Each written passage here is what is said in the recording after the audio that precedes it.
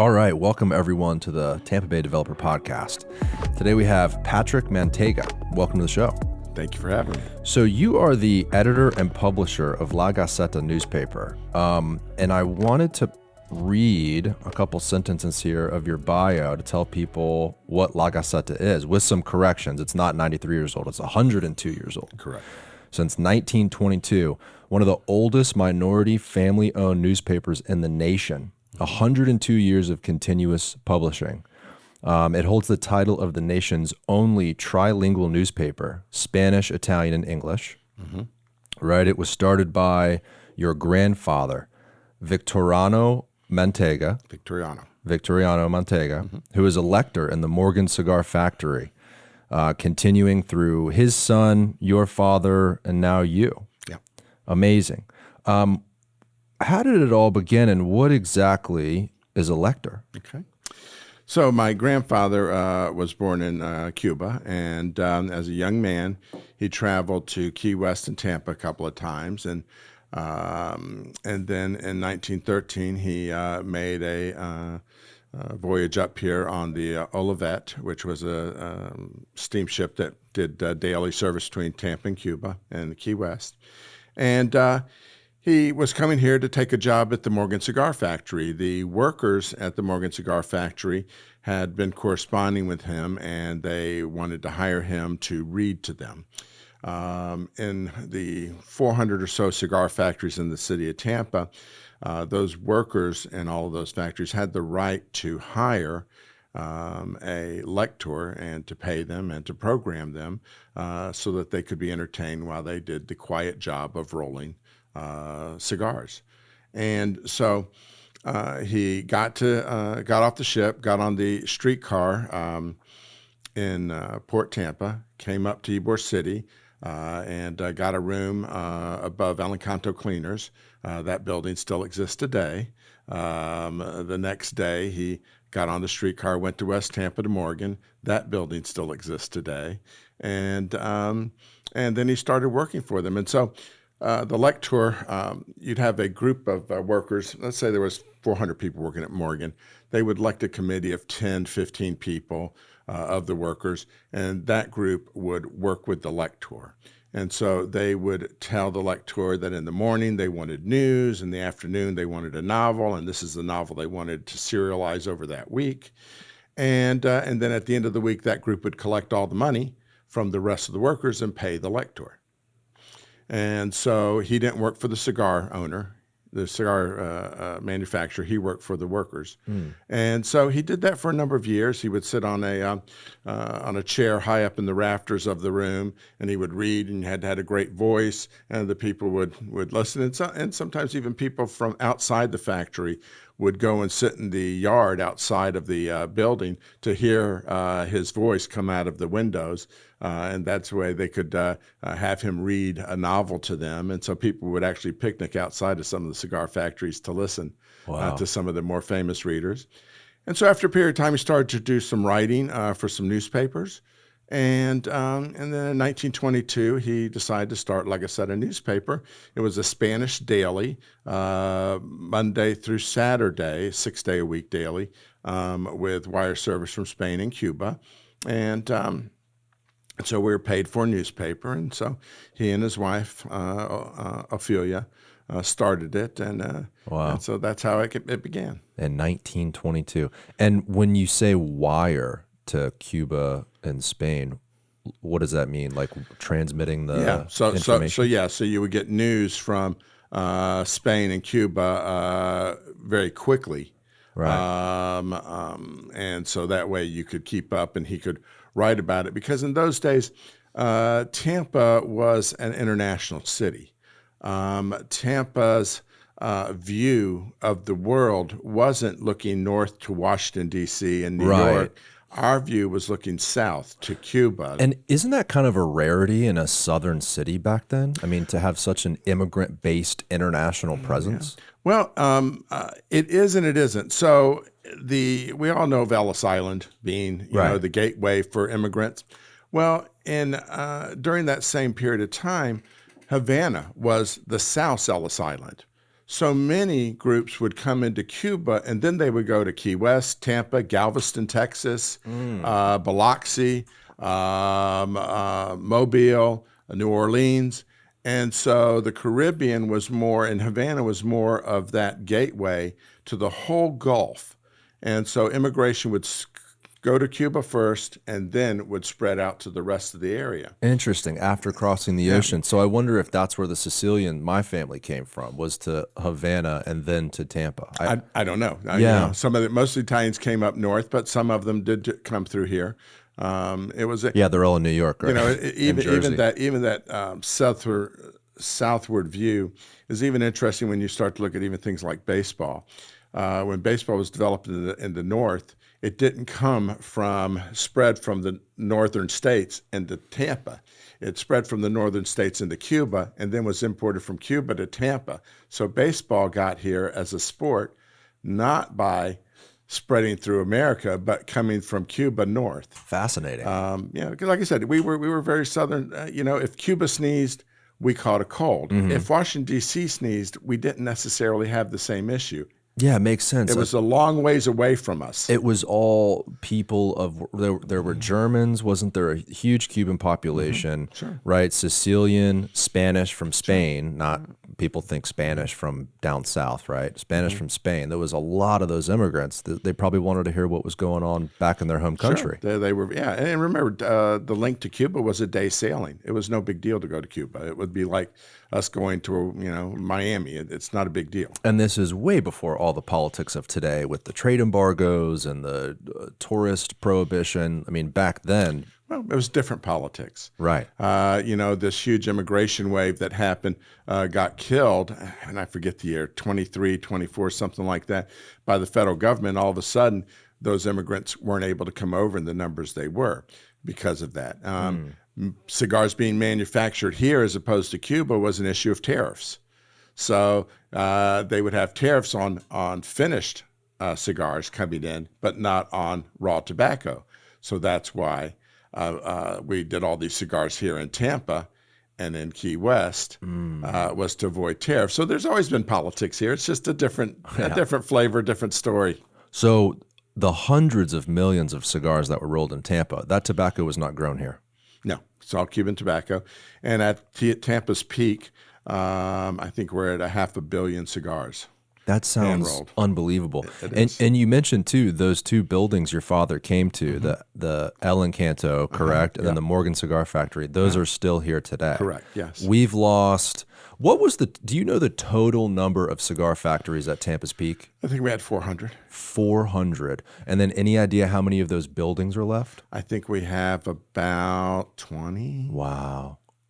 Imagine what Tampa looked like back then with 400 factories. Sure, yeah. Crazy to think about. Houses very close together, neighborhoods and bodegas and you didn't have shopping districts per se. You did for some of the bigger department stores, but every community had its own bodega, had its own coffee shop, had its own cigar factory, because the concept is you would walk to work, you'd walk to get your food, you walk to get your coffee. Right. And so you didn't need all this transit. And all those immigrants were probably a part of one of those things, right? Like my family had a couple convenience stores and we had a hardware store. We started in 1926, catty corner to the El Encanto building. Right. So our families were probably hanging out. Your family probably came to the hardware store. Your grandfather told me that he used to pump gas for my mother. That's awesome. It is interesting, though, how that culture has so shifted in this country, how neighborhoods used to have a lot of their goods and services within their own community. Correct. You know, you would know the guy that owned the hardware store. You would know the people that are giving you your products and your services. Whereas today, you're probably hopping in a car and driving to a strip center. Yeah, I mean, what you're seeing today in the development of Tampa is this urge to get back to where we used to be. Right. Where you could walk from your apartment to your place of work, and then where you could go to and easily shop and have some food. And we're trying to do it. We're having a rough time doing it. Well, it's a transition, right? Everything takes time. I think a lot of people talk about the changes and, going to this new place. Well, really, it's not a change. If anything, it's kind of a rewrite of what once made our little communities great. You're in the development business. You hear of sterling buildings, ones that are environmentally, and the first buildings that I know of that did this were cigar factories. They were all in the same direction. They were all oriented in the same way because they took advantage of sunlight and of breezes. And so, in each floor of the factory had a different thing it did with cigars based on the humidity in the building. So the sub-basement would be where they would store the tobacco as it came in. And then the next floor would be the rolling floors and they would keep the windows closed on the sun side so that they could better see the colors of the cigar, but not dry out the tobacco as they're rolling it. The top floor was the selection area. So they would take all the cigars up there. All the windows would be open up there on both sides because they wanted the brightest light because they wanted to match the colors of the cigar up in each box. Wow. And so this whole building was designed for humidity and light control in a day without power. Right. Yeah, this is long before today's humidors or air conditioning or anything like that. So the actual building itself was a humidor. Right, yeah, and so they all were exactly the same. If you notice, they're all oriented exactly the same way. There's no north-south oriented factories. They're all east-west. Their wide sides are facing south and facing north. Yeah, now that you mention it, that's absolutely true. Yeah. And so that was the way you built them, and it was designed that way. And so, it's interesting. Like I said, nowadays we talk about, we got these great environmental buildings that bring in natural light, but they were doing it 100 years ago. Isn't it interesting how everything comes full circle? That you're so right about that. Like even shade back in the day, just the way the buildings were built, and the in Ybor City you have those balconies. Well, those aren't just so you can watch a parade, right? Those were probably originally intended to shade from Florida's heat and sun, and the whole neighborhood was built to go along with our environment. Can you pull up probably type in Google image cigar lector so people can see that? Because it's interesting, these old photos of these guys sitting up on these big chairs in front of hundreds of workers reading the gossip columns and news from around the world. It's kind of interesting that there's photos of that. Yeah. It's cool to see. Well, it's still a process that goes on today. If you, one of the James Bond movies that is filmed in supposedly where he's in Cuba with Halle Berry. Yeah. If you notice when they're running through a cigar factory, you see a guy in a shirt reading a newspaper. He is a lector. So even today they will still do it. Here it is right here. So there in the corner there, you see the gentleman on the chair raised up above everybody. And you would dress in a three-piece suit. You dress immaculately. You'd have a hat on.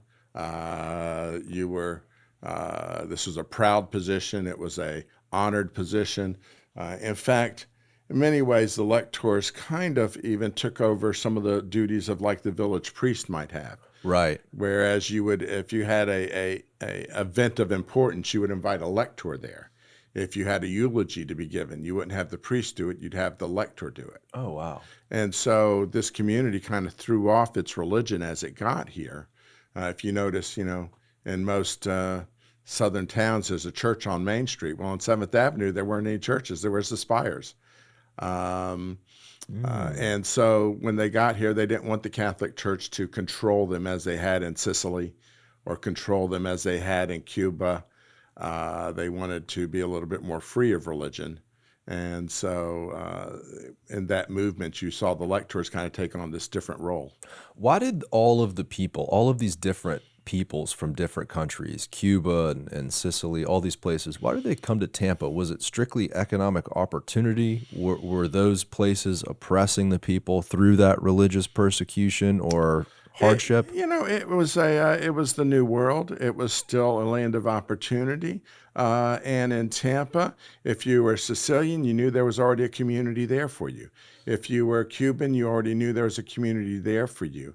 That was the big struggle the cigar manufacturers had when they first settled in Tampa is, the Cubans would come up from Havana, which is this fantastic metropolitan city, and they get to Tampa and the streets are dirt. There's alligators walking around, the mosquitoes there, and you got a bunch of rednecks in town who don't like you.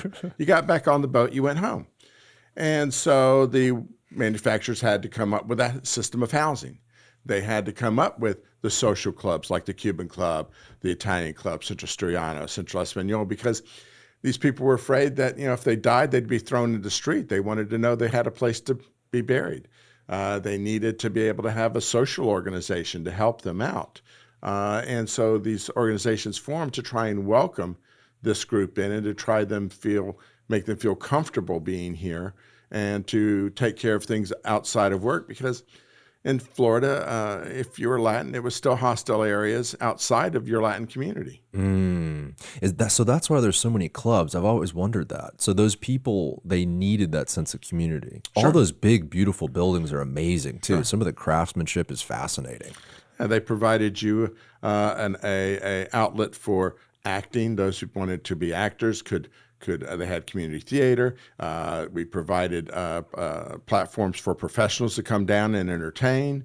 The Cuban Club and some of those had gymnasiums in the bottom for working out.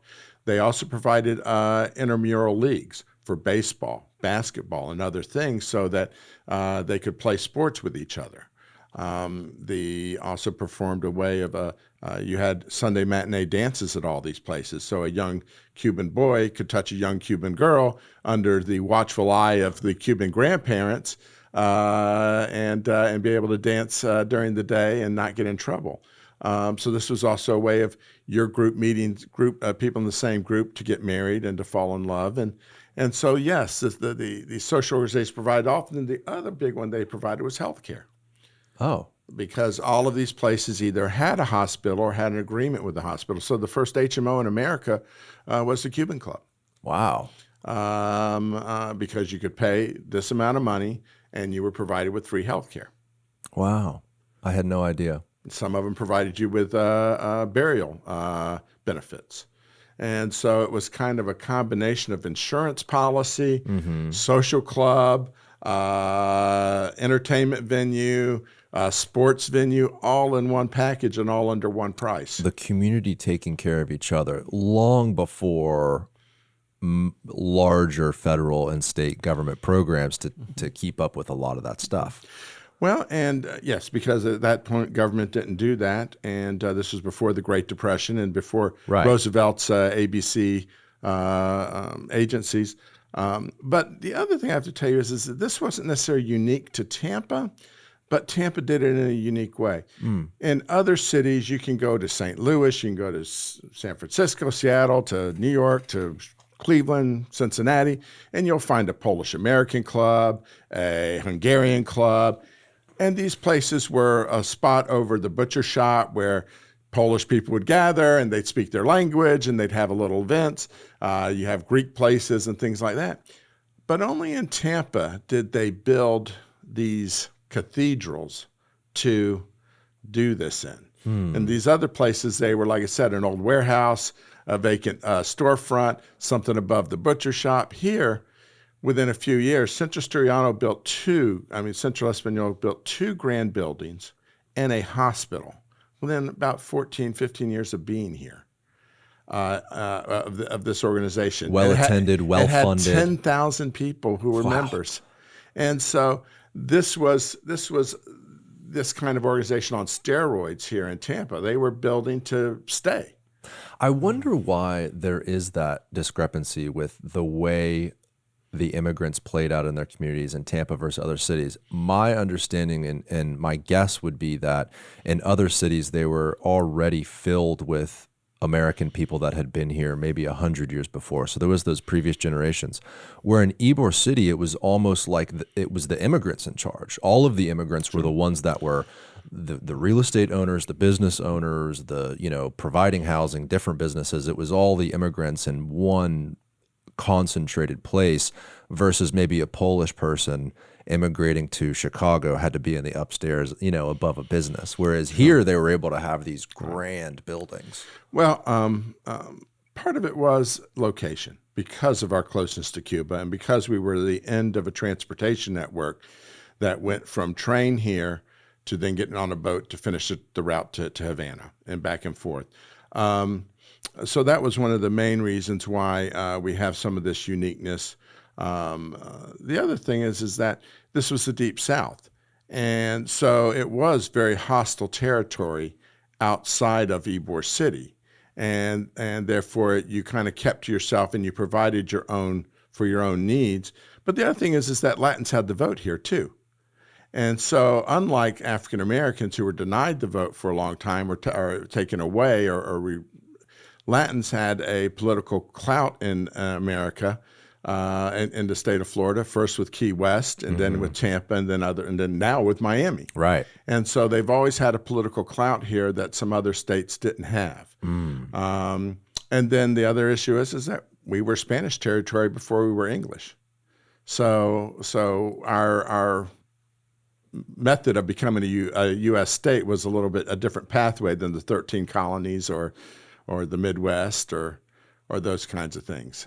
All connected through an amazing trolley network too. You know, people don't understand West Tampa was its own city. Sure. A pretty, I don't want to say a large city, but certainly had its downtown and its transportation network and businesses. And do you know the number of cigar buildings, manufacturing facilities in Ybor versus West Tampa? Like how large West Tampa was in relation to Ybor? I would assume West Tampa, and I haven't had the count, but it had to be larger than Ybor. I mean, larger than Ybor. Yeah, with the amount of cigars it produced and the amount of buildings. Were there any of those large cathedral clubs in West Tampa, or was Sure. The Centro Español had a West Tampa club and a building and a Ybor building. To think about that demand for them to have two of those buildings so close to one another, like you said, 10,000 members. Yeah.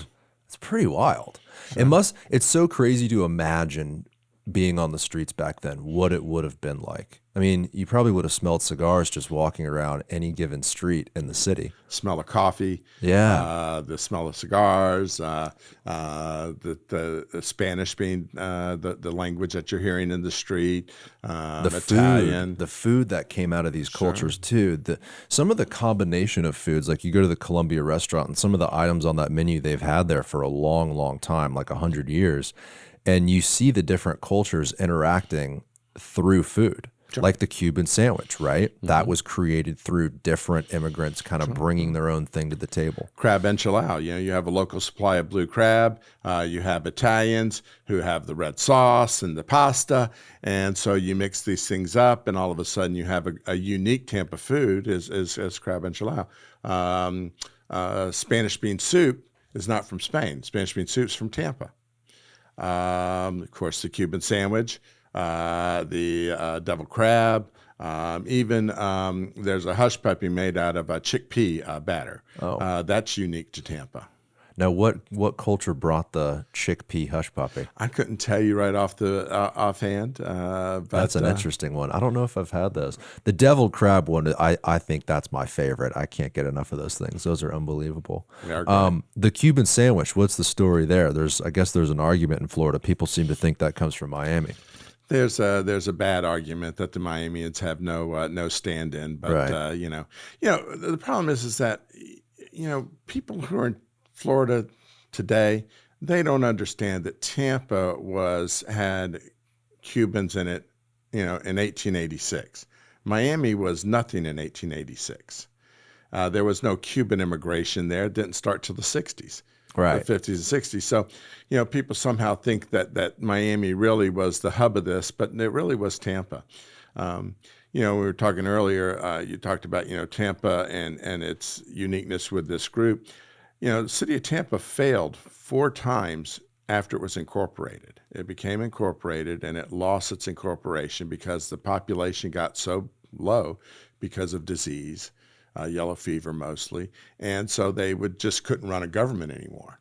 So Tampa's last incorporation, after they incorporated, about a year or so after, they end up with Ybor here, and he gets all that property. And so Tampa, we didn't move into Tampa. Tampa really wasn't here until we moved here. And so, the History Center kind of spins a little bit differently, but that's the reality. Without the cigar industry, Tampa would be nothing. It wouldn't have started. I read literature on that, and it was something, I forgot the exact publication that put it out, but it was a letter of an immigrant who lived in Ybor City long before, when Tampa actually was a separate town about a mile away, through the swamp, through the mosquitoes. It wasn't even really connected. It was connected through trails of some sort. But the letter spoke about that, and it was like, hey, we arrived in Ybor. It kind of sucks. It's really hot. There's mosquitoes everywhere. There's alligators. I think it even mentioned where Centro Ybor is. That used to be a lake with a bridge going over it.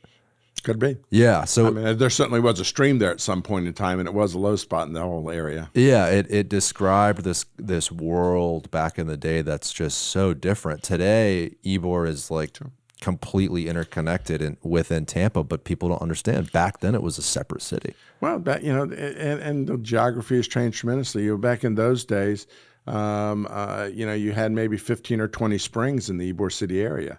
They don't exist anymore. But Florida's always been a place that built land. I mean, we're one of the few states where if you wanted to develop, you didn't buy land that existed. You made land that didn't exist. Yeah. And so, Tampa's had some of that itself. Davis Island, Culberth Isles areas, the causeways for 22nd Street, all those things were made. And so, it's a unique little Florida story also that we create land. Yeah, and there's developers that still try to do it today, like the group over at Rocky Point that suggested that. That got shut down real quick. Good luck trying that today. Amazing. I love all this history. Let's talk about the newspaper, though. So your grandfather gets this thing started in 1922. He's kind of like a local celebrity, right? That's probably why people were excited. Hey, finally, we get this written publication. Fantastic. I'm sure it was very popular when it came out. There's so much time in between then and now. What were those early years like for your grandfather in the 20s and 30s? Well, the newspaper focused on births and deaths. It focused on, events that were happening. It focused on Cuban politics, local politics. It was a great pathway for Florida politicians and Tampa politicians to have a conversation with the community where language divided them. So it was a 4, 5, 6, 7, 8 page newspaper. And it dealt with all those things. It was kind of like a newspaper of record at the time. Tampa had the Tampa Tribune, had the Tampa Times, but those weren't newspapers of record of the Latin community. Right. They were newspaper of record of the Anglo community. And so a lot of times their perspective was anti-union. Their perspective was anti-Latin. They loved the cigar manufacturers, but outside of that, the rest of it, they weren't that happy with. Well, they probably weren't able to relate, right, at all. Well, and then you just had prejudice. Right. It just,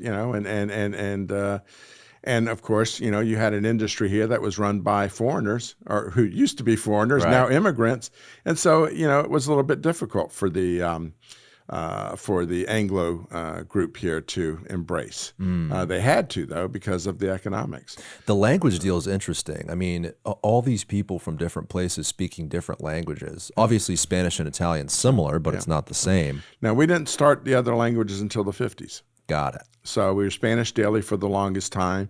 Part of our early history was involved in, of course, Cuban history, as they would have people come in and be president and then get out of there, and you had a lot of turmoil in Cuba. And so a lot of times Tampa would be a great place for Cuban politics to occur outside of Cuba, so that you could ferment ideas here and without worry about being arrested and being persecuted.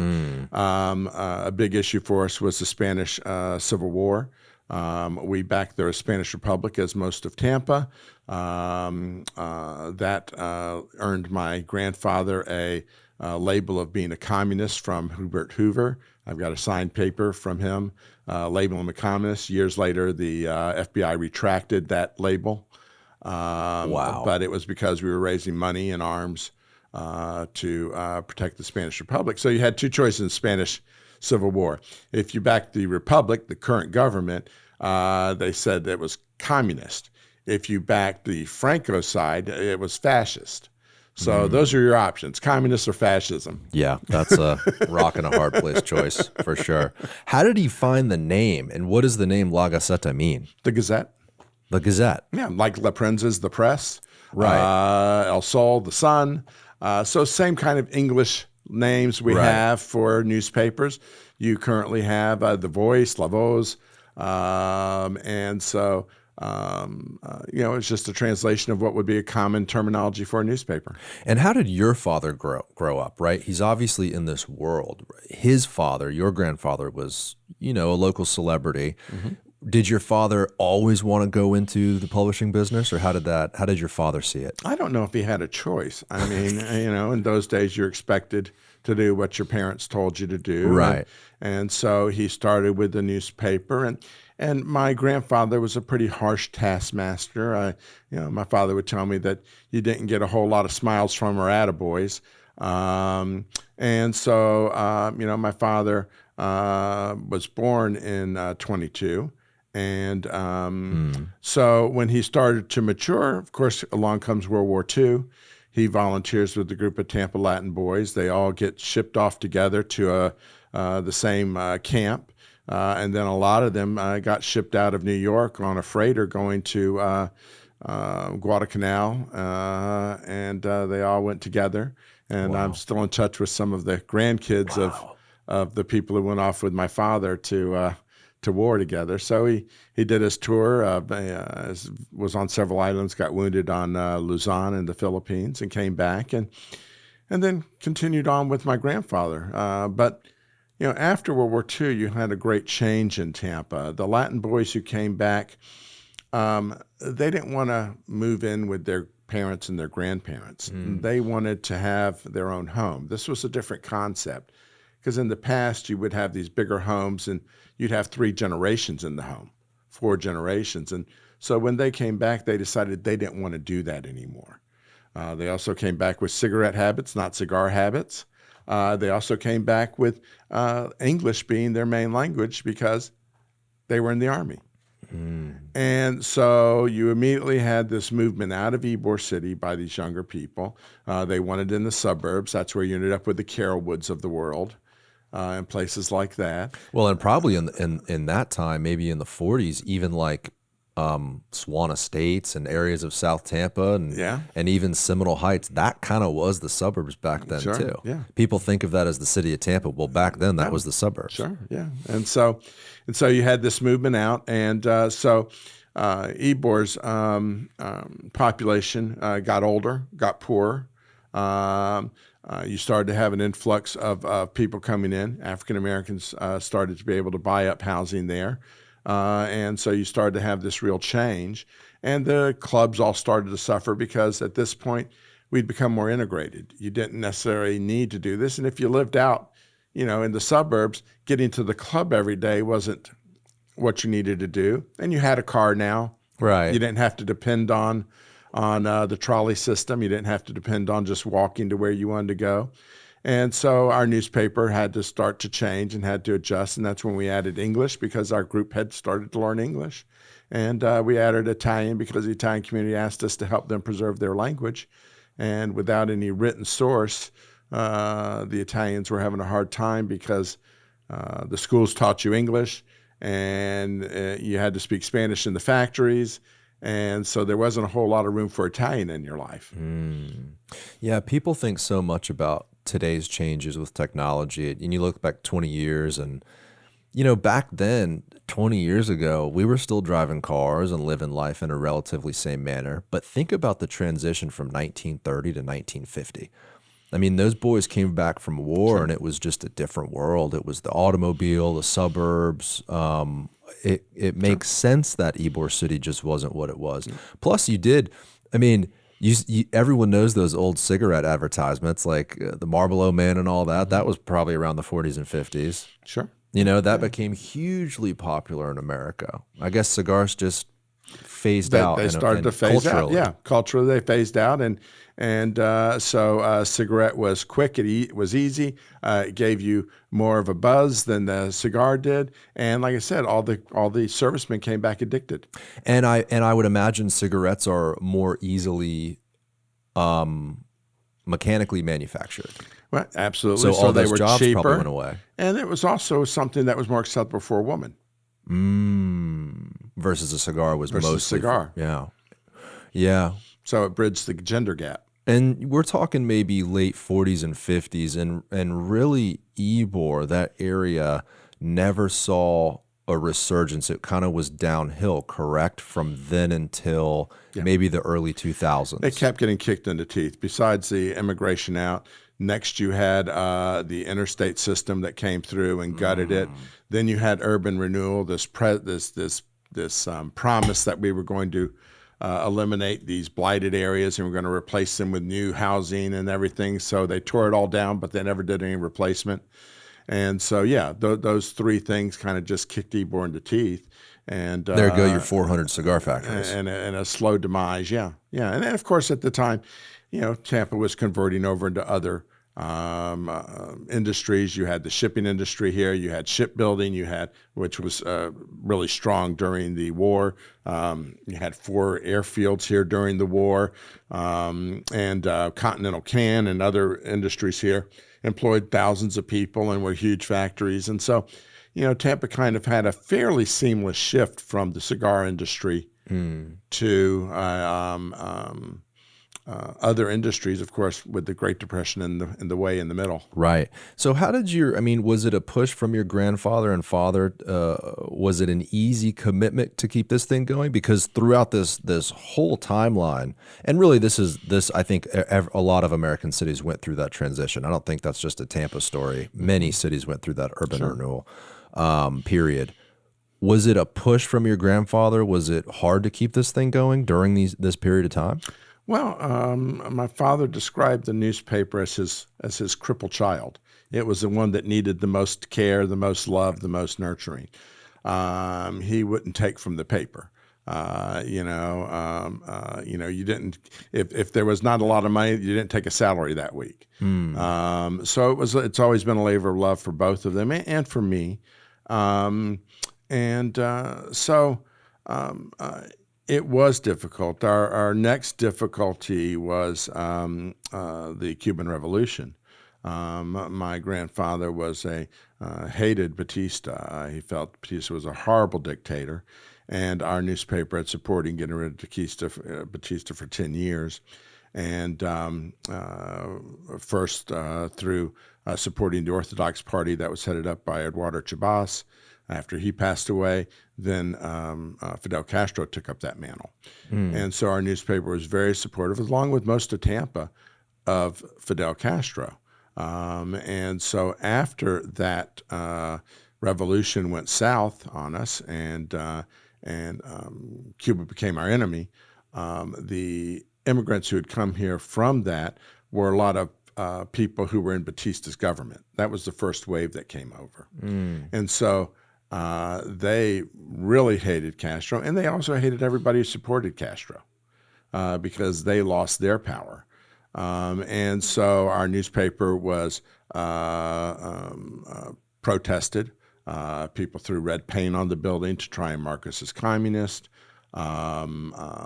Businesses stopped advertising with us because of this pressure. And so my grandfather, in order to preserve the paper, had to resign as publisher and give it to my father, who wasn't as attached to that movement as my grandfather had been. What year was this? This would have been 1961. Wow. And so my grandfather was appointed in 1956 by Fidel Castro to head up the fundraising here in Tampa for the revolution. And Cuba, the story after that gets deeper with the Cuban Missile Crisis and the relationship to Russia and the trade embargo and the blockades. Sure. It's kind of interesting how close Cuba is, but how prominent it's been in international politics here in America for so long. We're talking about 60 years ago, Sure. And it's kind of still a conversation. Sure. And there's so many Cuban Americans here in Tampa. What's the kind of fast forwarding to today, just so I understand, Sure. What is the relationship today, maybe not nationally, but locally with Cubans? Your family's Cuban, to the current administration and Cuba in general. when two Cubans meet on the street, you have to determine when your parents came over to know who you're talking to. Okay. And know how to not insult or to get into a fight over politics. So most of the Tampaños who've been here came from Cuba, came here because they wanted to work in a cigar factory, they wanted to be in America, they weren't fleeing anything, they were coming here. Then you have the group of people who came over, the Batistites, who were people who were going to end up in jail, who were going to get prosecuted because they ran the secret police. They were part of the Batista government. They were part of the repression. Those people got out in 1950, the end of 59, early 60. Then you got the group who came over because they didn't like what was happening. They didn't like the nationalization of industries. They were losing their stuff. The Batistites got out with their money. The second group, a lot of them didn't get out with their money or the property. And so that group, so the group before Castro loved Roosevelt, voted for Kennedy, were Democrats. The group who came out during Fidel's, the 60s, early 60s, are all Republican. They hate Kennedy. And so there's this two different worlds there. Interesting. And then, of course, then afterwards you had everything from Peter Pan Cubans, the ones who came over in flights.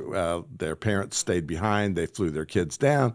Then you had the Mariellas, the people who came over during the Mariella boat lift. Then you have immigration today. And so if you've immigrated in the last 20 years, all you've known is Castro. Right. If you've immigrated the last 20 years, most likely you immigrated for financial issues, not necessarily freedom issues. Right. Because you really didn't know that to some degree. If you were immigrated at 60, it was, you say you're political, you were a political refugee. Now they still claim it, but very few are. And so, like I said, you have to kind of figure out who these people are, because if I'm talking to somebody immigrated in the last 10 years, they still have family there. Right. They still care a little bit about the Cuban economy. They still care that their family has a place that's decent to live in. If you came over in the 60s, you probably have all your family over here now, and you really don't have any stake in Cuba other than what you used to have. And so you're a lot more harsh about how you want Cuba treated because your people aren't there. It's not your grandmother who's going to suffer if there's no milk in Cuba. Right. Right. My grandfather, when he was mayor, went to Cuba. I went with him. And you set the trip up and got everything connected. I asked him about it, and he said, you guys all went down there to try to build relations and maybe convince Castro to do certain things. And I wrote about it, about Dick Greco, our mayor, that it was his finest hour, me watching him talk to Fidel Castro. That's amazing. I bet that was surreal. It was. Seeing those 2 men. Dick's a very charming guy. Castro wanted Tampa to be pushing for a better relationship because at the time, and still today, the only thing that stands between the United States normalizing its relationship with Cuba is Florida. That's all that stands there, and Union City, New Jersey. Outside of this, Boise, Idaho don't care. San Francisco doesn't care. Right. St. Louis doesn't care. The only people who care are in Miami, Tampa, and Union City. And that's the reason why we have this embargo. And so he went down there because he felt that, conversation was good, that that it wasn't dangerous to have a conversation, to meet people, to see what they were like. We had a lot of visits with different organizations down there, got to learn a lot about the Cuban government. And when it came back, your father started to talk to a few people and realized that they just didn't want to listen. There was no movement there. The Cuban embargo wasn't there because they somehow knew it was effective. The Cuban embargo was there because politically they owed it to some Cubans in Miami. Right. And it was just, that was the way it was. Yeah. Intelligence, information wasn't going to change them. It was just, this is the way it is. We don't care if it's smart politics. We don't care if it's good or bad for the community. This is the way it is. And it's been so long too, decades and decades and Sure. decades with the Castro administration. So there's probably a level of maybe Cubans that just feel over it. They just want to move on and establish a life here. And I wish they did, but Yeah. they don't. No, Yeah. they're still pushing the buttons. I mean, today in today's politics, you've got Rick Scott calling his Democratic opponent a communist, a socialist, and they're Right. using Cuba. She's calling him weak on Cuba. I mean, at this point, I guess to be strong on Cuba, you got to drop a nuclear weapon on them. right. Because, we've had this economic embargo against them forever. And Forever. It's very harsh. People think that what we're doing to Russia is tough. It isn't compared to what we're doing to Cuba. It's so much For really a couple generations yeah. now. Yeah, and it just isn't our goods that we restrict. We restrict everybody else shipping in there. There's a rule that if a ship touches Cuba, it can't touch America for 6 months. So if you own a ship, do you really want to touch Cuba and not be able to do business with the largest economy in the world? There are banking rules. So if a bank does business with a U.S. bank and they do business with Cuba, we want them to prove that somehow terrorist Cuban money isn't mixing with their money and into our money. And there becomes this really ridiculous record-keeping issue. And so most banks don't want to do any business with Cuba because America is very harsh on it. David, see if you can find a picture of that trip. Probably just type in Fidel Castro Greco visit. I'm sure there might be If you pictures type online. in Castro Manteiga, you'll see a picture of me. Yeah, type that in. there There they it is. are. Yep. Look at that. Yep. Now, run me through when you shook Fidel Castro's hand. I mean, what was that like being down there? Well, I had been down there twice before. That's why I wanted to get a group of Tampaños to go there to see what I saw. When I went there the first time, I knew nothing about Cuba. First of all, my newspaper stopped writing about Cuba after my father took over. My father stopped claiming Cuban heritage. Wow. He decided that we were going to be Spaniards. And so I was told that we came from Spain, not that people were born in Cuba, because he didn't want to be mixed up with the Cuban exile community. Wow. And there's thousands actually of people in Tampa that have kind of had their history adjusted because of this animosity between the two Cuban groups at the beginning. So I forgot your question. It was Well, I was asking about how surreal or what was the feeling being down So there. anyway, so I knew nothing except that Castro was 40 feet tall and he ate babies. Yeah, right. That's all I knew. So Totally vilified So here in I go America. down to Cuba, and there's people hitchhiking. There's people walking around.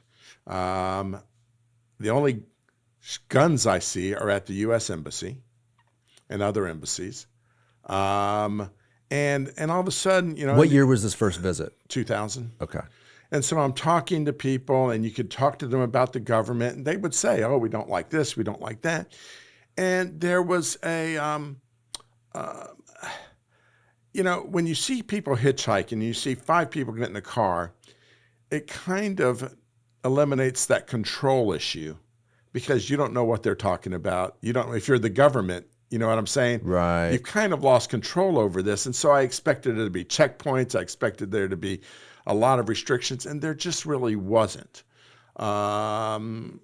in that manner. There was restrictions in other ways. You weren't going to buy a La Gaceta newspaper there and things like that. So when I got down there, I was even told there'd be no dogs and cats. They ate all the dogs and cats. You got all these wild stories. And when you went there, you found that the people, many of them were happy. You found that they were a poor country trying to do their best. You found that there was a government there that seemed to be trying to do its best under what it felt was the way it wanted to govern. And so you realize that the things that you read were not quite true. There was a difference here. There was like I said, you just expected this huge repression that you could feel in the air, and it just wasn't there. And so I went there a second time and met with more people in the government. So by the third time, that was when We tried to get a trip organized here with the mayor, and so that was trying to show people. And everybody who went there would say, wow, this is different than what I thought it was. Every single one of them would tell you that. But when you came back, and you would always say, gosh, we really need to drop the embargo. But when you came back, most of them would say, this isn't worth the fight. I don't really have a dog in this fight. And me trying to tell people that our policy is wrong, people come in, oh, my grandfather was killed by Castro, and they shot my brother in the street, and blah, blah, blah, blah. And so you're attacked for trying to say, well, maybe time's to change. And so many people just stop the fight. I never have. We today would endorse the end of the trade and travel embargo. But most of the people that I traveled with there know it's wrong, but just aren't going to fight the fight. It isn't their fight, and they don't want to risk the punishment that can happen.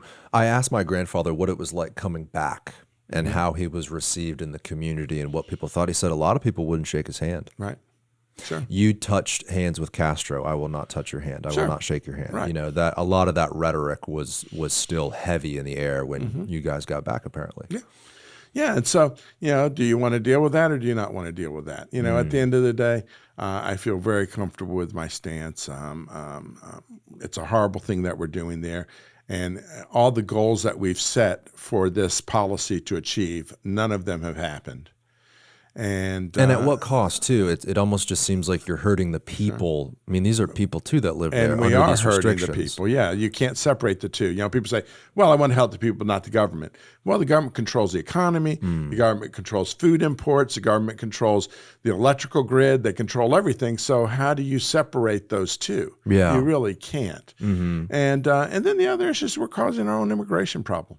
Right. In other words, the tougher things are in Cuba, people are just trying to get out of Cuba. And you still see that today. That's been happening for decades. And so they're showing up at our border. Right. And they're trying to get in. If Cuba was better off, they wouldn't be coming here. That's right. Because like I said, most of these people are not coming here because they want a free newspaper or they want to join the Democratic or Republican Party. They're coming here because they want their education to mean something. They want to be able to build, to have a house, to have an espresso machine, to buy nice jeans. Same thing most of us want. They want to live their own life, just like we do. Last quick thing on Cuba, and we can move on. But didn't we get closer to that? Like, I remember Tampa had some cruise ships going to Havana. What happened with all that? Well, during the end of Obama's administration, he decided to warm things up with Cuba. And so we started to eliminate control on remittances. We started to eliminate other things. We started to have conversations over better postal service, better connections between Cuba, wireless and wired. And we started to allow travel to Cuba that wasn't necessarily tourism, but got a lot closer to being tourism. Yeah. And what happened is the sonic attack on the U.S. Embassy that seems to have never happened. So we end up with some U.S. Diplomats saying that they have ringing in their ears, that they have these headaches, and they were stationed in Havana, and we decide that there was a sonic attack weapon that was used on our embassy. And then we end up having this and so we blame the Cubans because either the Cubans need to find out who did it or they did it themselves. And Didn't that happen in Southeast Asia too? I read an article about that. Afterwards, we ended up with the Canadian embassy. We had embassies in Europe. We had this, that, and the other.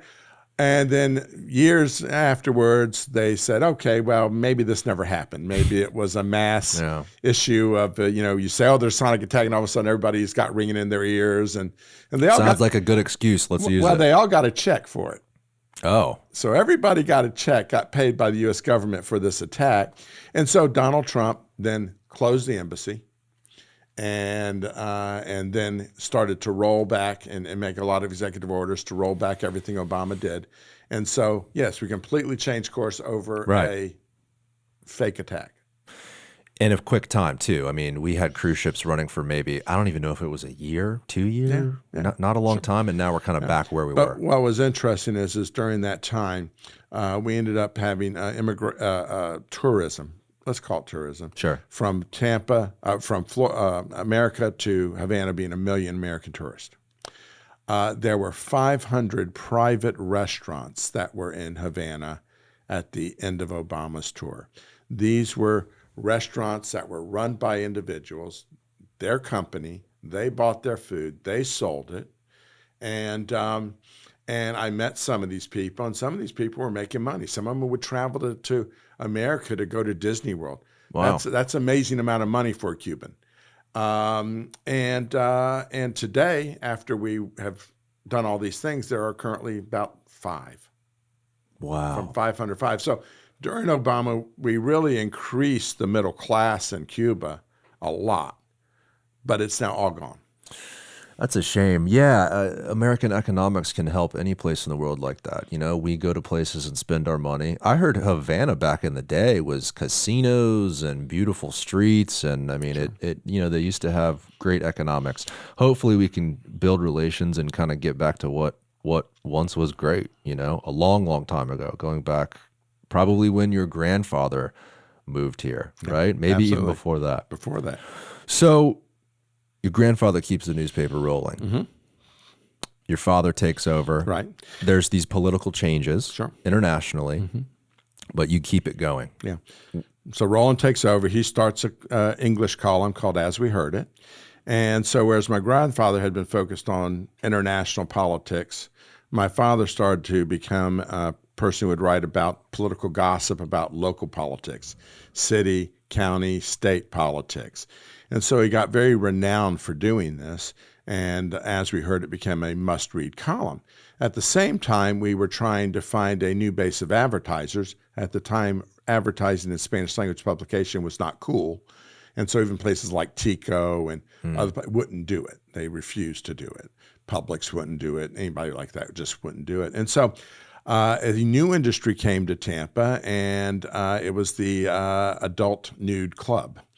And so Roland started running ads from these adult clubs, and we would go by and take pictures, photographs of some of the girls who would dance there, and we would publish them along with the ad.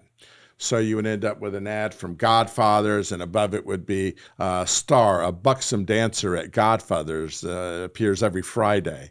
And so we had an entertainment section that would run ads for everything from, Morrison Cafeteria to the Tanga Lounge in 2001. And so all of a sudden you had 8 or 9 pages with these dancers and politicians eating here and dancers dancing there and Roland's political column. So you now had sex and politics and wrapped up into La Gaceta. And at one point we became like West Tampa's National Geographic. Right. All the young boys would look in there to see these girls who were, had pasties on. That's all they would have in these photographs.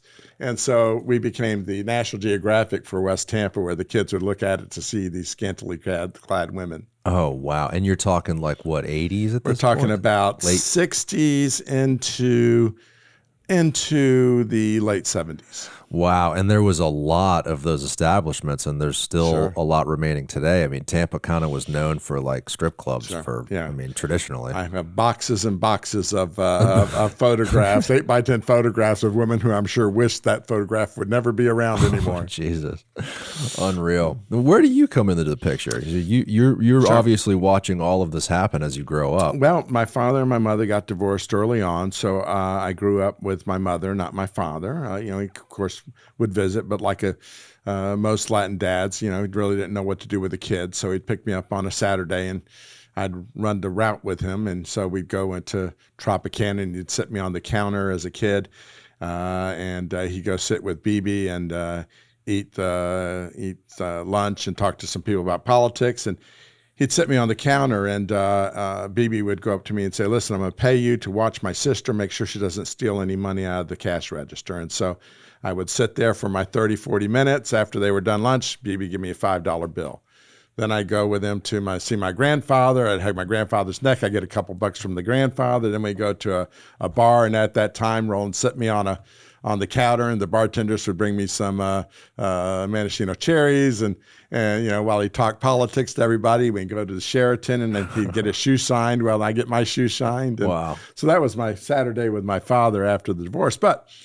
My stepfather ended up in 1976 buying a chicken farm in Antioch. We had 57,000 laying hens, and so I lived with him and my mother, and so was doing farming, raising pigs, cows, chickens, and then went to Plant City High School, and there I met some artists in residence, and I started to do work for a guy named Johnny Bothwell, doing video production, photography for the mobile home industry, things like that. And then Johnny couldn't pay me much, and after I got out of high school, I didn't like school at all, and so did a couple of menial jobs that didn't mean anything. And so Roland visited me one day and said, hey, why don't you come work for me, sell some ads? And so I did, and so that's how I started, like I said, in 1983. In 1983, yeah. Wow. Yeah. Wow, in 83, amazing. And then your father passed in 98? Yeah. And that is when you fully took over? Right. Yeah. So, I did every job there, from sales to the dark room to photography to you name it. Yeah. And set up our first Macintosh system when we started to move away from photo typesetting. So we bought a Mac Plus. What did your father think of that? He was amazed at it. At the time it was expensive. A Macintosh Plus, and the Macintosh SE, which had 2 slots for a floppy disk, was $3,500. That's so crazy for a computer this big and a screen this big. It probably can't even do what an iPhone could do. And but it was a lot cheaper than a CompuGraphic photo typesetting machine, which were around $20,000 at the time. Whoa! And a lot more versatile and a lot more easier to use. And so we bought that system. But the most interesting thing about technology was getting a fax machine. So I wanted a fax machine, and my father's like, what are we going to use a fax machine for? He said, we've never received a fax. I said, we don't have a fax machine. I think it'll be good. We'll get our ads faster. They don't have to come through the mail, blah, blah, blah. And at the time, I think we bought a cheap fax machine, which was around $1,600. You had to have a dedicated phone line. And so we bought the fax machine, and the first thing that comes off is a ad for the Aviation Authority that was worth $250 to us. And he was amazed. Here comes $250 off the machine. And then there's another one. And so he used to run to the fax machine every couple hours to see what was there because it was money. Wow, man. And so so you kind of came in with that younger, maybe more technologically oriented perspective. You're setting up the fax, you're setting up the computer. It was a lot simpler back then to set that stuff up. It was a little bit more plug and play. For sure. Did you have a vision for the publication at that time? Did you think of taking it further nationally? Like, what were your thoughts when you were coming into the organization? We were always a niche publication. I understood that, and I understood the niche. And I was okay with the niche, and I still am okay. In fact, I think it's part of our survival is that we're a niche publication. The newspapers that tried to serve everybody ended up serving nobody. The Times, the Tribune tried everything to get a 20-something to read their paper, so they ended up making free papers. And they made their entertainment paper. Well, that wasn't reading the Tribune. Now you're just reading some different little magazine that really doesn't mean anything. And so, So from the jump, you were not trying to reinvent the wheel at all. No, and from the jump, we were not interested in doing an electronic version. My father and I had him sat down, I think in 86, maybe 87, and we had a conversation over what are we going to do about the internet? Are we going to, put our newspaper there? And we both decided that we were going to wait and see what newspaper did it successfully, and then we might follow their footsteps. I'm still waiting. Yeah. Because most of them haven't made any kind of successful transition and kept their print.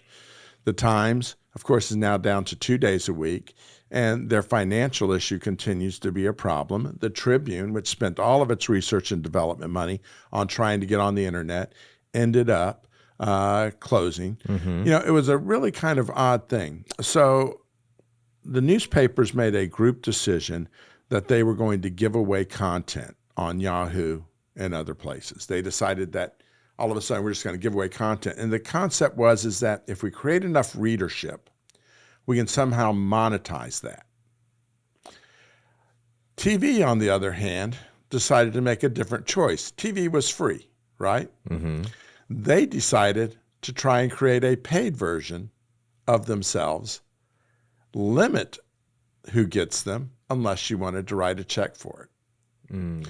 So from the 80s to today, we went from TV being free to TV being paid. And we went from newspapers being paid to newspapers basically being free. Yeah. And you can see which industry's done a little bit better. Right. They were never able to switch it over. Once they taught people that there was free news on Yahoo, Yeah. people said, well, why am I going to buy a newspaper? Right.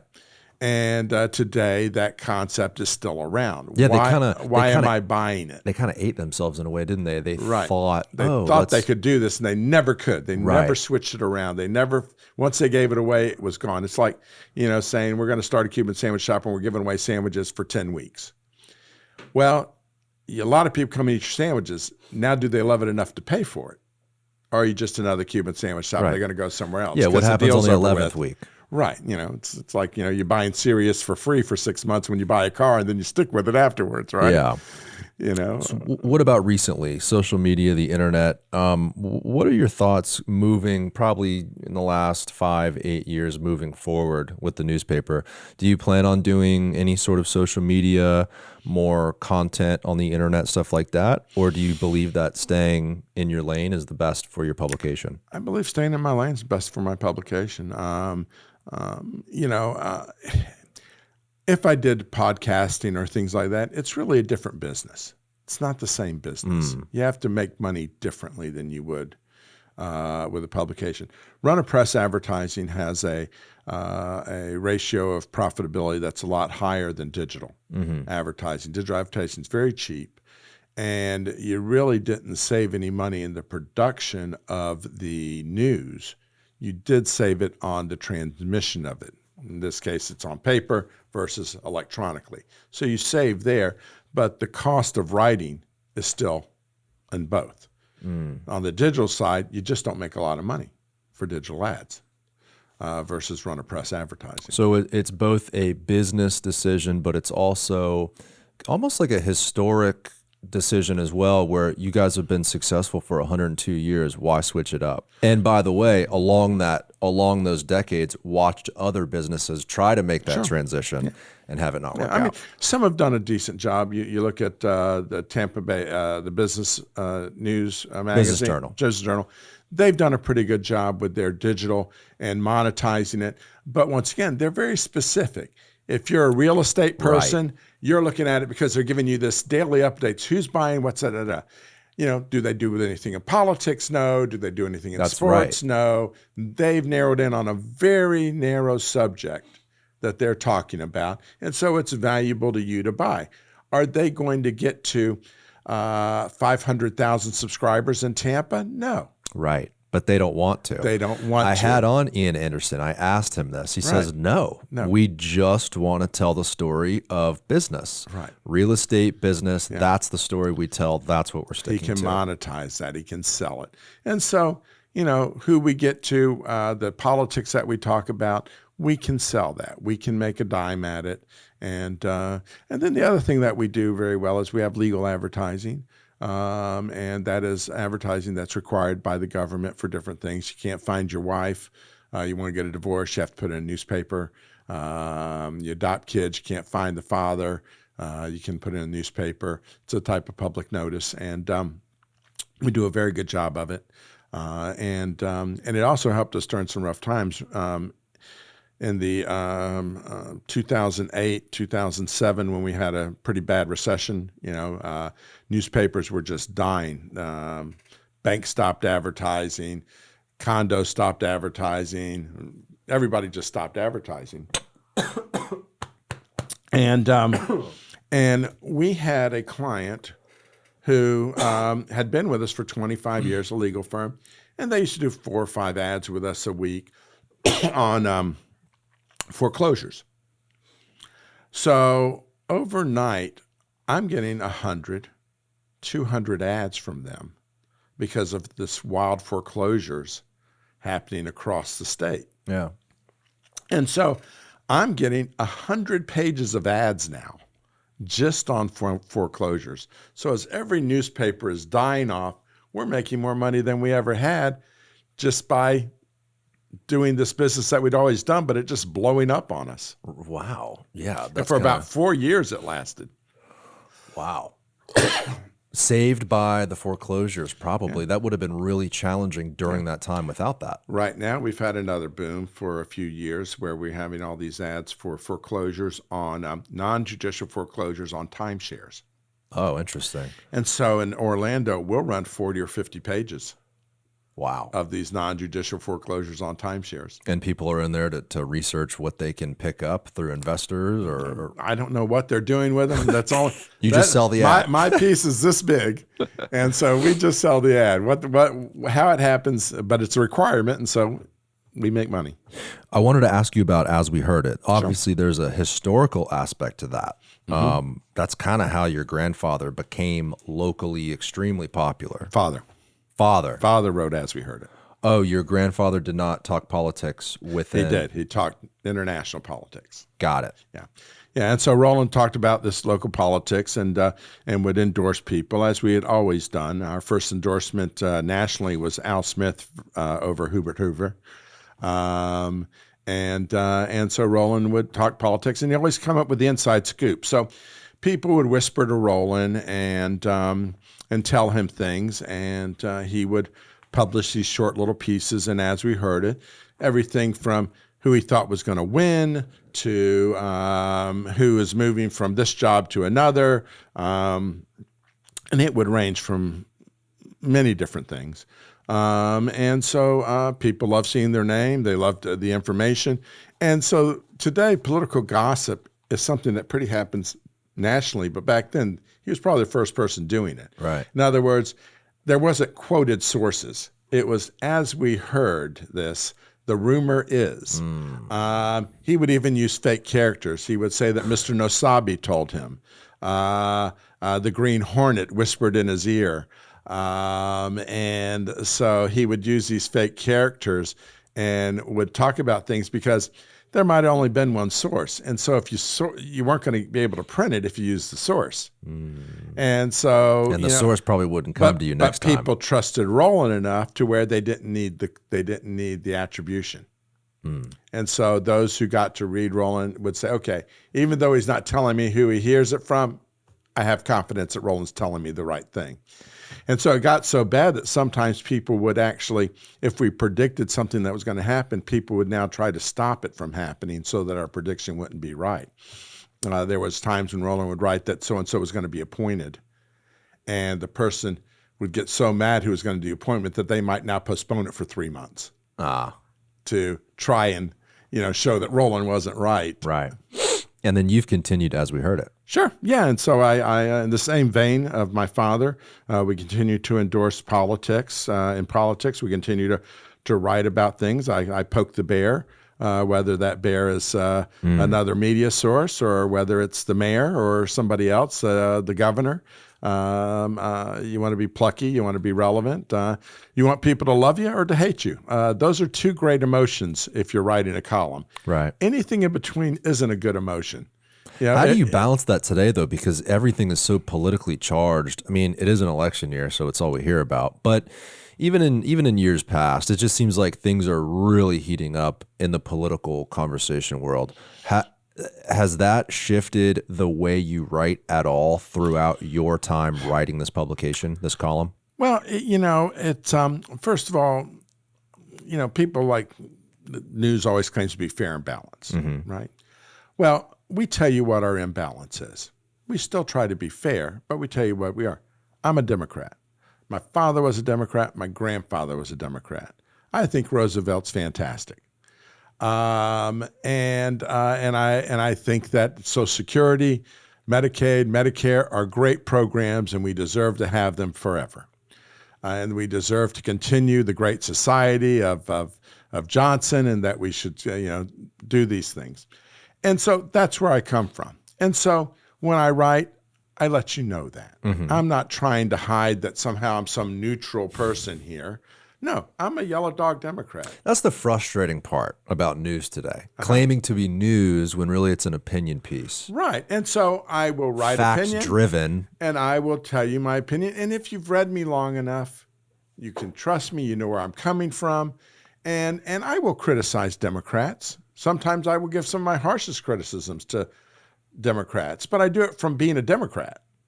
And sometimes I will support a Republican, but I do it because I'm a Democrat and I feel like either that person's destined to win or they're neutral enough to, or they're balanced enough to be able to deliver some of the things I like. So an honest opinion has kept you away from some of the muddy water that is all this other noise out there. Yeah, you also have to be brave and you just have to, wear it on your sleeve. You don't hide it. And, I've been picking on the mayor a lot for a little while because I'm just not happy with how our administration runs. And people will then flock to me for it because nobody else will pick on her. Right. And so you get more information when you start to do certain things like this. And so the more information you get, the more things there are to write about. And so, people feed you because of how you write. And so I have a lot of Republicans who read us. I have a lot of Democrats who read us. Some people, like I said, will say, Patrick, you're ridiculous. You don't understand. And that's okay. I'm happy to do it.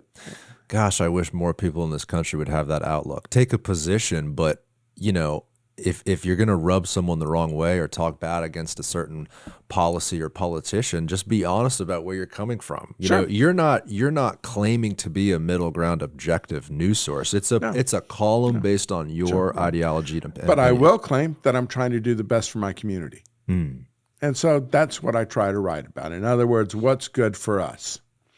And so if it's criticizing DeSantis over trying to use our state parks for things, I'm doing it because I'm not necessarily trying to put him out of business because DeSantis, I can't. He's governor, and he's going to be governor till he's 3 more years, then he's out. But I can talk about it and try to get Republicans also to gang up on him and say, hey, this really isn't what we want. I think all of Florida was on the same page on that one. Sure. Most of Florida, I will say. Let's talk about, though, that transition and Tampa's growing so much, and it is exciting. We talked a little bit before the show about this and at lunch. And scary. There's a lot of attractiveness to new and shiny, right? Sure. You see that expressed in American culture everywhere. But then you see it here in Tampa with these new shiny new Water Street buildings, and this show talks about it all the time. And I'm always very optimistic, very positive about the growth. We do also talk about our history and culture, though, on this show. And I think finding a balance between those two things is sometimes a fine line. And my fear is that we will grow and develop as a city. Yes, it may be amazing. Yes, we might have more Michelin star restaurants and all these cool, interesting things. But how do we continue to identify with the stories that we've talked about on the show today? How do you not lose that Lecter story, right? And the fascinating way Tampa grew with the immigrants in Cigar City, and how does that story continue to be told when you have thousands of people moving here to Florida every day? Part of it is through our zoning rules and regulations. What makes Tampa a neat place? Well, to a lot of people, Tampa's a neat place because you can actually own a home and be 7 minutes from downtown. Right. How many downtowns can you have a single family home that close? And in West Tampa, it doesn't have to be a big, elaborate home either. Of course, as we develop these taller buildings, are we eliminating that? The other issue is that, through historic preservation, if we keep some of these buildings, that helps us tell the story. Also, somebody is fighting for keeping some things that might be more controversial. Currently, there's a gentleman, state senator, who would like to eliminate all smoking in public. Well, that would probably put out one of the cigar bars in Ybor City.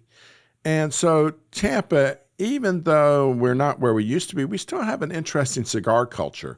We have the Fuentes, we have the Olivas here. It's growing too. We have the Newmans here. And so you've got these first families of our cigar industry here. And so this is a jewel that most people don't know. If you're a big cigar person, you come to Tampa, I can buy an Arturo Fuente from Arturo Fuente. Right. I mean, that's amazing. And so, I meet New Yorkers and people from other places say, wow, I didn't know I could smoke a cigar still inside and, blah, blah. And so we have to preserve rules that allow us to maintain certain things that are cultural that might not necessarily fit within today's norms. I haven't thought about it from that perspective. I typically think about it from a real estate perspective, the buildings, the streets, the walkability, the transit. From a policy perspective, that's interesting. Yeah, don't blanket policy us. We're a little bit different in some of those cultural aspects. Yeah, and so if you want to do this, give a carve out for cigars, or give a carve out for Ybor City, or even a district. Maybe in Ybor, you'd still be allowed to do that. Interesting. Yeah. That is a good solution. I told you about that couple from, I think, California, got out of their suburban, looked like a wealthy family. This is where the cigars come from. Kids, they're showing their kids the history. To me, that's how you keep it alive. You keep it alive by continuing to tell the stories through your publication, through this show. J.C. Newman having their museum and tours and all that sort of stuff is so important. But part of this also is fire marshals have to work with old buildings. Right. There has to be gives and takes on a lot of this stuff because some of it is difficult to do. And as we have new standards, sometimes old things fail. And so, everything from a few years ago, all the clubs got a liquor license through the state. And it was a very low cost liquor license. And so you would think, well, gosh, how's a liquor license help preserving culture? Well, it allows these buildings to make some money, right? So that they can put into brick and mortar repairs. And so those are policy issues that are that way. Currently we would like to see the city work with the Cuban Club. I'm the vice president of the Cuban Club to be able to have more live music outside, but I can't because of noise ordinances and things like that. And also some of the issues they have with special events permits where they drive you to have so many police officers that it becomes unaffordable to have some things. And so for historic nonprofits, we would like the city to maybe relax certain things or come up with some programs that allow us to do business in a different way. The city can bend over backwards when it wants to. Currently, you're familiar with the Riverwalk, right? You can walk on the Riverwalk with a drink, right? Alcoholic beverage. Right. There is no legal description of the Riverwalk linked to that wet zoning. There is nobody monitoring age. There is nobody monitoring that people aren't sharing drinks with other people. All these things that have to happen in a bar. Right. So the city has relaxed all of these rules in order for them to have alcohol on the Riverwalk, but then it wants to be very harsh with the same kind of liquor issues with a private organization. And now the noise ordinance thing is interesting in the Cuban Club. I mean, where the Cuban Club is, first of all, isn't Ybor kind of a pseudo entertainment district? It is, but while we've only gotten fined once for it, really any kind of band you have outside is going to violate the noise ordinance. Right. And so currently the arena is allowed to be noisy. It's exempt from the noise laws. Raymond James Stadium's exempt. All high school football stadiums are exempt. So why not exempt the Cuban Club, and why not exempt the Performing Arts Center? The Performing Arts Center wants to do some stuff on its roof and out the lawn. Right. The reality is that it will violate the noise ordinance unless it's exempt. So either the city's turning its back on fining them, or it can shut them down. And so if you have somebody investing in a concert, you don't want yourself to be able to be shut down by the city because somebody all of a sudden decides they're going to enforce the rules this week and not enforce them next week. What is the reason currently for the issue there at the Cuban Club? Does it have to do with this transition of Ybor turning a page into a more residential district? I don't have a great relationship with the mayor, and therefore the city attorneys are going to get in the way of doing it. Yeah. Well, if I had a better relationship with it, if this was, if this was your grandfather I was talking to, and it was Jimmy Palermo was the city attorney, we could get it done because they would want to get it done. How much of an effect does the mayor and the administration have on this stuff in particular, but also the overall growth, development, character, shape of Tampa's transition moving forward? Well, they have a lot to do with it. I mean, first of all, it does certain things and it doesn't do certain things. Mayors, city governments don't necessarily create a market. They can get in the way of a market. Right. They can help a market, but people want to be here in Tampa. Mm-hmm. If nobody wanted to be here in Tampa, I don't care what our mayor did. I don't think she could get somebody to build a building here if they just didn't want to do it. Right. And so, the issue is what can they make? Well, we certainly haven't made permitting easier. Mm-hmm. So people are still developing here, even though it's basically in the way. It's not an easy process. People complain about it constantly. It takes too long. It's too detailed. It costs too much. They go back and they change things. You're a developer. You've heard all these complaints, I'm sure. And so, the mayor could and city could make things like that easier. Mm-hmm. It could make things clearer on whether you get a change of usage or not. Most people who develop just want speed and reliability. Yeah. You want to know what your boundaries are, and you want to get there fast. The small guys and the big guys. I mean, I'm not so much as a developer as I am a broker, an investor, mm-hmm. and a manager of real estate. But small guys like me that might want to do a one-off project, if we're having difficulty, and then the largest developers are also having difficulty, there's a clear problem. The good news is they're working on rewriting a lot of that stuff, trying to make it more clear. I think the issue is how long does that take? Should be 2-year, 3-year process. Well, remember, this was the number one item during the first mayoral election that brought in Castor, and she brought in Carolyn Post to take care of this. So this was supposed to be taken care of. Yeah, let's go back to 2019. I feel like 2019, that mayoral race, my dad was in it. Sure. That was a pivotal moment in Tampa. I think everyone knew at that time the growth trajectory. A lot of the conversation was about how Tampa is going to change so much, and whoever is the mayor, how are you going to handle that? Those were some of the questions being asked.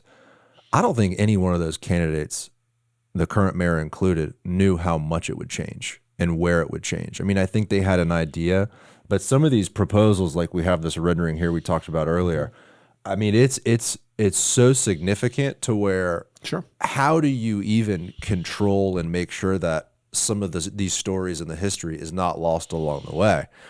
A lot of it comes down to the private sector. Yeah. A lot of it comes down to the business owners getting together, people like you having your voice out there. Well, you have some people who are sensitive to it. I mean, Darryl Shaw is sensitive to it, tries to name his buildings after historical things, tries to include some photographs or some visuals in the building to tie to it, tries to use some traditional looks of buildings to mimic some of the things. So you've got some people who are sensitive to it, but once again, it's still major change. Mm-hmm. And are we forcing the people who know our stories to move to Pasco because they no longer can afford this? And are we replacing them with people from New York, New Jersey, and who have no idea about these stories? Yeah, and are making their dollar by selling TikTok videos. I mean, yeah. And so, we're getting some of this happening.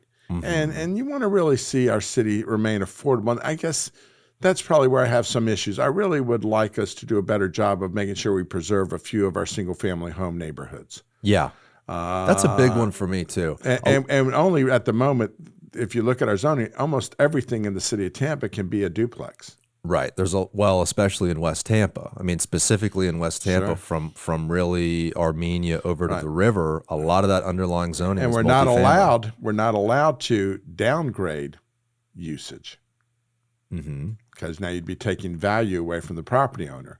So we can't go back and say it can only be a single family home.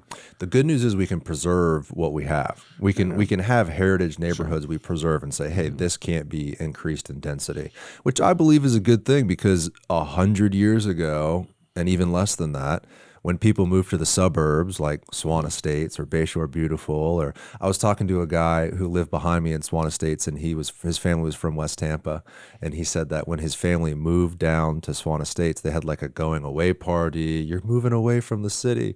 Today, it's all a part of the same thing, you know? It's just on the other side of town. But we got to preserve that because it's important for the people that have lived there their entire life. That man was 80 years old. He's used to a single family home. He's used to that community. Right. The question is, how do we adequately give supply to all these newcomers without destroying what we have? I guess the reality is that how obligated are we to supply? In other words, people move to a community because they want to move there and they can find a place. If you don't find a place, then you move to the outskirts of that community or to another community or to somewhere else. And so I guess the question is do you just tear it all down to make room for people? I don't think you do that at all, but I think there is. And so at some point you are going to limit supply.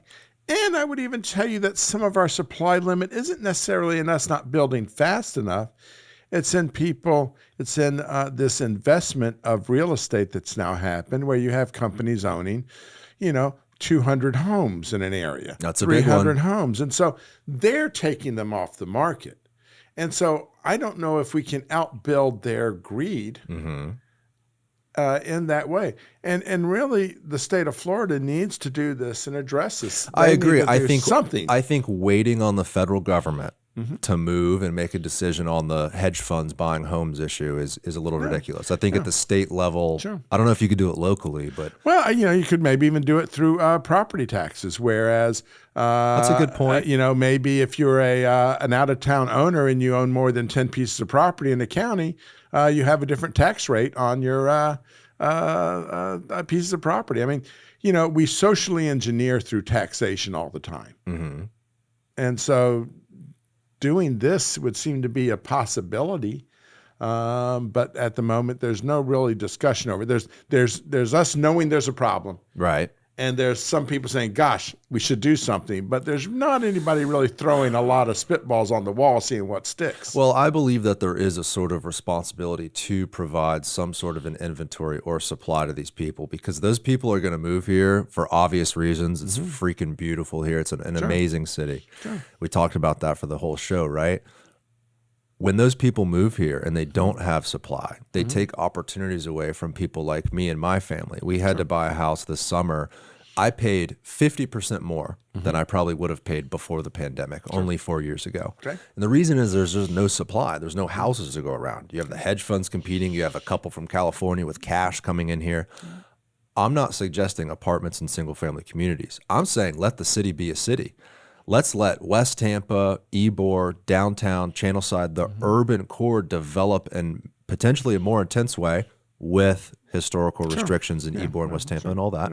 But let the city be a city. All the newcomers, when they come here, there should be an available supply in all those urban core neighborhoods. And then you could preserve the single family neighborhoods. I don't disagree. I think, where growth, where you don't care about growth, let it grow. Right. I think that some neighborhoods have got, people who are aging out. They're 60, 70. The reality is that when they die, their single family home is going to be sold by their family to somebody who wants to develop it. Right. And so I think that we can plan on those neighborhoods, like areas like Cypress, and others. There's still some single family homes there, but I can tell you down the road, 20 years from now, that's all going to be 5-story buildings. Right? We both know it. So trying to preserve single-family homes there doesn't make a lot of sense.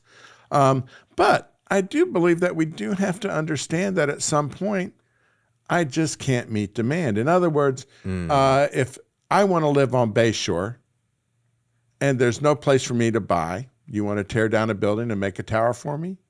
And then the next time, and that runs out, then you're going to make another tower for me? And eventually, when we drive down Bayshore, it's all in the shade from all the towers, and no longer do we enjoy the grand nature of the single-family homes that were there.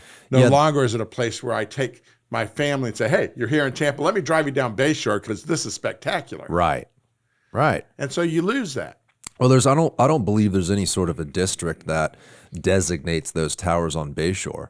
right? It's Well, kind of, I mean, you have to fight for each one of them. You have to fight for and each the one of them. neighborhoods are not wanting those towers. they're not, and their voices are becoming more clear as more towers get built. Right. But if we wanted to meet demand, we would ignore their voices. Right. Well, there's always a balance. There's a balance between these two things. But that's what I'm saying. At some point in time, there's going to be some areas where there's just no. Hey, right now, I assume that you just aren't going to jam a whole lot more residences in New York City. And because you've built it out. Pinellas doesn't have a whole lot of vacant space anymore. If you wanted 100 acres in Pinellas County, you don't find it. And so, Tampa is going to get to a point where it's going to be hard to find new places to build in South Tampa. And at that point, it is what it is. Well, look what's happened on the west side of the peninsula, on the South Tampa Peninsula, south of Gandy, with all those apartment buildings, and it's a total mess over there on West Shore. Right. And once again, now is this smart planning? I mean, as water tables are getting higher, does this make a whole lot of sense? It was like Vinnick stuff. Vinnick, the city's investment in the Water Street area was not driven by the city deciding that's where it wanted to invest its money. Right. It was decided by a person who owned property down there, wanted to develop the money, and then worked with the city in order to get the city to there first. But had you been a city planner, would you say, where I want to add all these towers is on the lowest piece of property in downtown? Or would you say, let's put it on the north side of the city? Yeah, if you could pick. Yeah, if you could pick, if you were planning, if you were doing your job as a city planner. So we've built in a bad area. Now, hopefully it pans out, but the reality is that 20 years from now, I assume we're going to have a bunch of pumps down there to make sure at king tides that those roads end up dry. Well, I think you learn things along the way. I think that's a good point, but we right? knew that when we built it, though. Right, but look at even 100 years ago in the 1920s when Davis Islands was built. Same story there. Same story with Bayshore Beautiful, right off of Coachman, right behind Stovall House, that whole area. That used to be a lake. Yeah. We've built homes on top of a lake, and then we wonder why there's flooding. But they have stayed mostly dry for a long period of time. I mean, Right, and they're mostly not underwater. But I guess my point is people are so curious and wondering and frustrated with the flooding. Well, we've built in areas that have always historically flooded, and there's I don't know how you get out of that. Maybe you build pumps. There's a lack of managed expectations here. The city has come up with a stormwater program, and we're paying a lot of money for it. My building that I have in Gary, I write a check for, I think it's $3,000 just to pay for stormwater, right? And on my property taxes, the stormwater fee. And so the city did this to prevent flooding, but they didn't put anything to judge that by. In other words, are you preventing flooding if it's a tidal wave? Well, of course not. You're preventing flooding if it rains a half an inch in an hour? Well, I would hope so. Are you preventing flooding if it rains 5 inches in an hour? Well, I assume you can't. And so with the stormwater situation, I wish the city would say, in this area, we can guarantee there'll be no flooding if we get anything less than an inch an hour. In this area, we can guarantee if it's 2 inches an hour, so that they can then judge their systems. They know if they're doing their job, and they've met the expectations of what they built. But instead, we say there's no flooding. So I'd much rather residents know that if we're going to get 4 inches in an hour, your street's going to flood. Yeah. And there's nothing we can do about it, and we can't build out of it because it's more than we built for. We can't turn back the clock. We can't we can't build out of it, but we can certainly plan for the future. We can plan for resiliency. We can put development and density in areas that are higher. We're lucky in Tampa but to have. I would say we've actually made a bad choice in doing that. So every new project, they build up the property, right? So guess what happens? Well, the property next door floods. But I mean with elevations in terms of like Tampa Heights, Seminole Heights, right, north of downtown. We do have areas in Tampa that are much more elevated than, say, Miami. We're kind of lucky in that way. We do have a higher elevation. So we can work around that. We can work with that. But once again, we just built a huge city right on the lowest part of downtown. Right. And did it knowing. Well, and the same thing is true south of Gandy, like I just and explained doing it too. knowingly. Yeah, we're knowingly doing this, and we know exactly that we have a problem that's looming. And so to me, is that wise? I understand we did it.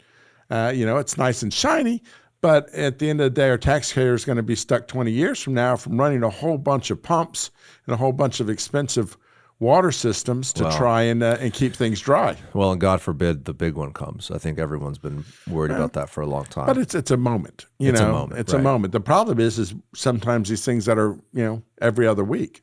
Yeah. That gets a little costly. If it's a moment and then 10 years you got for another moment, that's okay. We'll talk about people from, moving here that don't know our culture. All these California license plates on Bayshore Boulevard with their flashers on, stuck in 2 feet of water. It's like, you got to know when a lot of rain comes, stay off certain roads. Yeah. And wait for about 5 minutes and it'll be over. Yeah, tomorrow it'll all be dry. Yeah. Sunshine and rain and sunshine and rain. That's the story of us. Patrick, this has been awesome. It was very easy. Thank you. Thank you for the conversation. I appreciate it. I'm sure it's easy to talk about your amazing history over 102 years now. La Gaceta. Very proud of it. So where can people find, just so if they want to pick up a copy, where can you find a copy? Wawa's carries us. We have news racks in downtown in Ybor City. You can go to La Gaceta online and you can order a newspaper. It's $35 a year. LaGacetaNewspaper.com. We arrive in your mailbox on Friday, and if you spend your $35, you help preserve a piece of Tampa history, and maybe we'll teach you something. Patrick Manteiga, thank you again. Thank you. I appreciate it. All righty, bye everybody. See you next week. Hey guys, if you want to watch episodes just like this one, make sure to click right here to view the rest of our full episodes, and also make sure to subscribe by clicking right here. Thank you for watching.